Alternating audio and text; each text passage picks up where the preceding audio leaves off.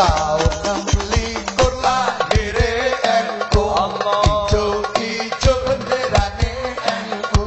Gambar jagat simbole NU. Bintang songo lambange NU. Malam hari ini bahasan kita, saya ulangi, respon Gus Miftah terhadap pernyataan Mahir Tuwailibi terhadap almarhum Gus Dur. Sekali lagi, ini saya sampaikan bukan karena saya punya masalah dengan Ustadz Mahir atau Ustadz Sony Renata, bukan karena saya mau mencari masalah dengan dia, tapi karena semata-mata rasa cinta saya dan kita semuanya terhadap almarhum Gus Dur. Yang pertama, Ustadz Mahir, saya sampaikan mohon maaf. Apa yang Anda sampaikan di cuitan Anda di Twitter itu yang kemudian menjadi viral, yang mengatakan Gus Dur sudah mati bangkai dan lain sebagainya, walaupun kemudian Anda meralat memberikan klarifikasi, itu terjadi karena Anda emosi, karena dipancing oleh saudara siapa itu saya lupa, kemudian muncul statement itu. Yang perlu Anda pahami Ustadz Mahir, bagi kami Gus Dur itu tidak hanya sekedar guru. Dalam konteks kami, guru itu dalam bahasa Arab bisa disebut sebagai mu'alim, mudarris, mu'adib, murabbi. Saya ulangi, guru itu bisa menjadi seorang mu'alim, mu'adib, mudarris, murabbi. Dan tingkatan almarhum Gus Dur itu lebih dari itu. Maka orang-orang seperti Gus Dur ini ketika kami kirim Fatihah kepada beliau, kami menggunakan istilah murabbi ruhina. Murabbi ruh, pemelihara. Kenapa? Karena memang kelas dan makom beliau seperti itu. Maka begitu Anda mengatakan Gus Dur bangkai sudah mati, batang lah dalam bahasa Jawanya, itu sangat menyakiti hati kami. Karena tingkatan beliau tidak hanya mu'alim, tidak hanya mudarris, tidak hanya mu'adib, tapi Gus Dur itu merupakan murabbi ruh bagi kita semuanya, wabil khusus terhadap orang-orang Nahdlatul Ulama. Di mana pentingnya guru menurut orang NU?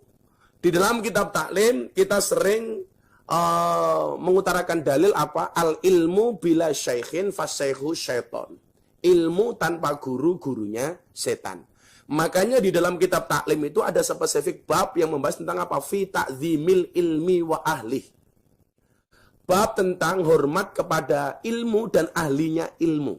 Di situ banyak disebutkan umpamanya, hendaklah seorang murid tidak memanjangkan kaki di hadapan kiainya. Nah, makanya kenapa kemudian kalau saya pengajian sama jamaah sering nyindir, duduk paling depan, tungkae slonjorke, orang rumangsane tungkae meletek-meletek. Itu sebenarnya sindiran. Karena dalam kitab taklim tidak pantas seorang murid memanjangkan kaki di hadapan kiainya.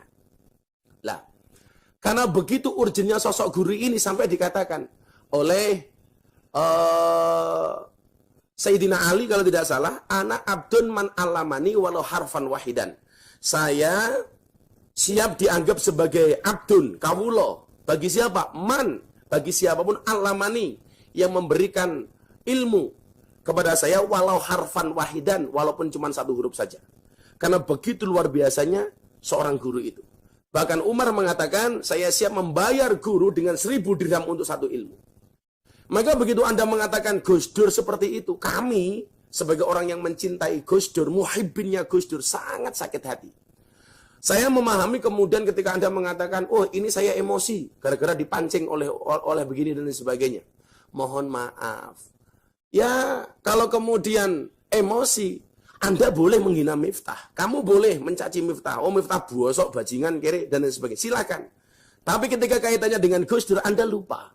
Gus Dur itu tidak hanya sekedar kiai bagi kami, Gus Dur itu tidak hanya sekedar guru bagi kami, tapi Gus Dur itu sekaligus guru bangsa bagi kami. Dan Anda jangan lupa Ustadz Mahir, Gus Dur itu seorang presiden. Presiden yang secara konstitusional diakui oleh undang-undang. Presiden keempat Negara Kesatuan Republik Indonesia. Artinya apa? Ketika Anda menghujat Gus Dur, Anda tidak hanya menghujat Gus Dur sebagai guru bangsa, sebagai seorang kiai, tetapi Anda juga menghujat Gus Dur sebagai kepala negara, sebagai mantan presiden, atau presiden keempat Negara Kesatuan Republik Indonesia. Maka kami sangat menyayangkan apa yang sampean katakan kepada almarhum Gus Dur. Ketika kemudian orang rame-rame menghujat antum ketika sakit, setiap kali pengajian, Saya selalu mengatakan kepada jamaah saya, tolong jangan hujat Ustadz Maher. Itu bukan akhlaknya Rasulullah. Tolong jangan hujat Ustadz Maher. Karena itu bukan akhlaknya orang Nahdlatul Ulama. Karena itu bukan akhlaknya santri. Anda bisa lihat di beberapa YouTube pengajian yang mungkin diposting sama para YouTuber itu. Saya selalu mengatakan, jangan menghina Ustadz Maher. Beliau sakit, bila perlu didoakan. Bila perlu didoakan. Bagaimanapun juga beliau adalah orang Islam. Maka begitu saya mendengar tulisan itu, membaca tulisan itu di Facebook dan di grup-grup WA, betapa kemudian saya sangat kagetnya ketika kemudian Anda menghujat Gus Dur seperti itu. Na'udzubillah min dalik, summa na'udzubillah min dalik. Maka lumrah sebenarnya ketika orang kayak saya ini emosi, tapi saya nahan. Gak pantas lah kiranya saya harus teriak-teriak macam-macam. Tapi yang perlu Anda pahami, tolong penghinaan Anda terhadap Gus Dur, Anda segera insaf. Minta maaf kepada keluarga, kepada dzurriyyah. Minta maaf kepada orang-orang NU yang selama ini sangat-sangat memposisikan Gus Dur. Bahkan mohon maaf, menurut kami Gus Dur itu tidak hanya sekedar kiai, tapi beliau juga wali. Ala inna awliya Allah la khaufun alaihim wa lahum yazanun. Begitu istimewanya Gus Dur di mata kami. Kalau kemudian Anda ingin tahu fakta betapa Gus Dur itu hebat, kita lihat makamnya Gus Dur. Jarang ulama-ulama kekinian yang kemudian makamnya itu diziarahi sebanyak makamnya Gus Dur. Saya dulu pernah diprotes Santin Jombang, gara-gara apa? Saya pernah mengatakan makamnya Gus Dur itu dalam 1 bulan bisa nyumbang panti asuhan 150 juta. Begitu saya masuk ke Tebu Ireng, saya sowan di sana, saya Jumatan di sana, pengurus makam ini mengatakan kepada saya, Gus Miftah salah. Hari ini makamnya Gus Dur hasil dari kota infak yang ada di makam Gus Dur yang tidak sama sekali diambil oleh Pondok Tebu Ireng, sama sekali tidak diambil oleh pengelolanya. Itu disumbangkan kepada panti asuhan 1 bulan minimal 300 juta. Harusnya kita malu sama almarhum Gus Dur. Sudah meninggal, sudah wafat, sudah tidak ada, sudah berbaring di alam barzah. 1 bulan masih bisa nyumbang 300 juta. Coba. Orang seperti ini masih Anda sepelekan. 1 hari 5.000 orang yang ziarah ke makamnya Gus Dur di hari-hari biasa. Bahkan kalau weekend bisa jauh lebih dari itu. Dan Anda tahu, apakah Gus Dur hanya memberikan manfaat dari nilai kota infak yang ada di makamnya beliau? Anda salah. Berapa travel bis yang kemudian bisnya laku gara-gara pengen ziarah kepada Gus Dur? Berapa restoran yang kemudian laku, dijual, dibeli makanannya gara-gara mereka berangkat ziarah ke makamnya Gus Dur? Berapa pom bensin yang laku bensinnya gara-gara bisnya beli di SPBU itu? Berapa WC yang pesing digunakan oleh para jamaah yang datang ke makamnya Gus Dur, mereka yang butuh ke toilet?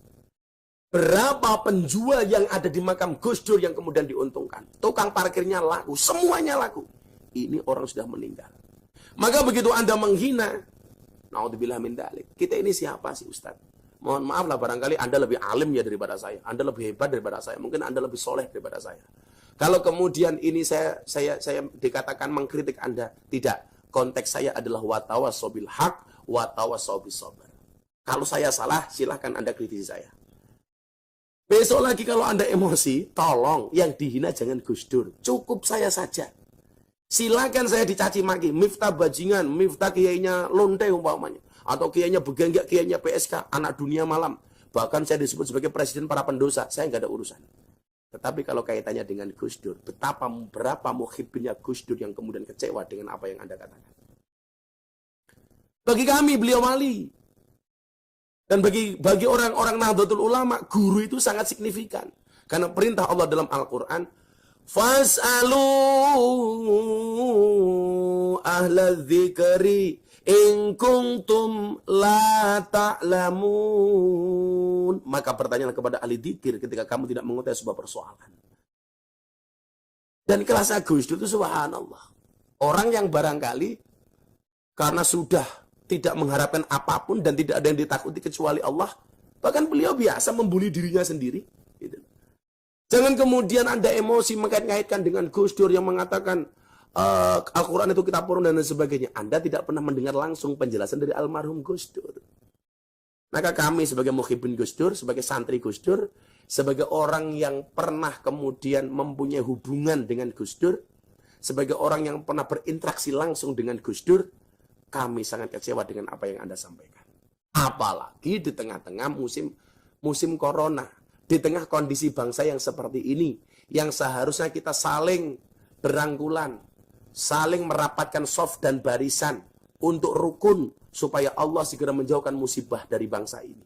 Karena saya teringat ketika Nabi Musa alaihissalam umatnya dilanda kelaparan panjang gara-gara kekeringan yang tidak segera turun hujan, Nabi Musa mengajak umatnya, kemudian diajak untuk sholat istisqa minta hujan. Setelah sekian kali sholat istisqa, ternyata tidak turun hujan. Dan ternyata ketika kemudian Nabi Musa tanya sama Allah, kenapa kami tidak diturunkan air hujan? Apa jawab Allah? Karena ada umatmu yang tidak mau akur. Karena ada umatmu yang tidak rukun. Kemudian Nabi Musa bertanya, siapa umat saya yang tidak bisa rukun? Apa kata Allah? Yuratakan dani mus Gusti Allah kok ngerasan. Akhirnya kemudian apa? Nabi Musa meminta umatnya untuk rukun. Disitulah kemudian Allah menurunkan air hujan. Ingat, la tadkhuluna jannata hatta tu'minu wa la tu'minuna hatta tahabbu. Sekali-kali kamu tidak dikatakan beriman, sekali-kali kamu tidak akan masuk surga sehingga kamu beriman, dan kamu tidak dikatakan beriman sehingga kamu punya rasa cinta dan kasih sayang. Seharusnya musim corona seperti ini kita jangan kemudian saling menghujat, tapi justru kemudian saling mengingatkan, akur, rukun, supaya Allah segera mengangkat musibah dari bangsa ini. Jadi kalau bisa deh, Ustadz Mahir minta maaf sama zuriyah Gus Dur, kepada Mbak Yeni, kepada Bu Sinta Nuriyah, kepada Pondok Pesantren Tebu Ireng, dan kami semua orang-orang yang mencintai Gus Dur. Saya doakan Anda segera sehat, bisa berdakwah lagi dengan cara yang lebih baik. Ya, seperti itu kawan-kawan malam hari ini. Ya, oke. Terima kasih. Kita baca doa. Subhanakallahumma wa bihamdika asyhadu an la ilaha illa anta astaghfiruka wa atubu ilaik. Walhamdulillahirabbil alamin.